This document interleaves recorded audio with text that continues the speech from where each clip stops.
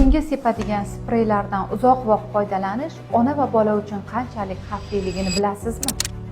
Burunga sepadigan spreylarni uzoq vaqt qo'llash ayol tomonidan burun tomirlarini torayishiga, ya'ni nafas olishini yaxshilanishiga yordam beradi.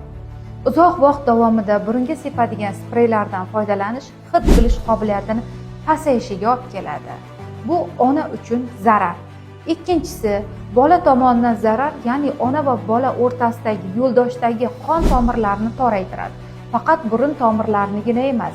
Natijada bolaga boradigan qon miqdori kamayadi va bolada kislorod yetishmovchiligi boshlanadi va yo'ldoshda erta qarish belgilari bo'lishi mumkin. Yo'ldosh erta qariyotgan ayollarni kuzatganimizda asosiy sabablaridan biri burunga sepadigan spreylarni uzoq va betartib foydalanganliklari uchun yo'ldoshda muddatdan oldin qarish belgilari paydo bo'lgan. Burunga sepadigan spreylardan foydalansangiz tartib bilan va vrach aytgan qonun qoidalariga rioya qilgan holatda foydalanishingizni maslahat beraman.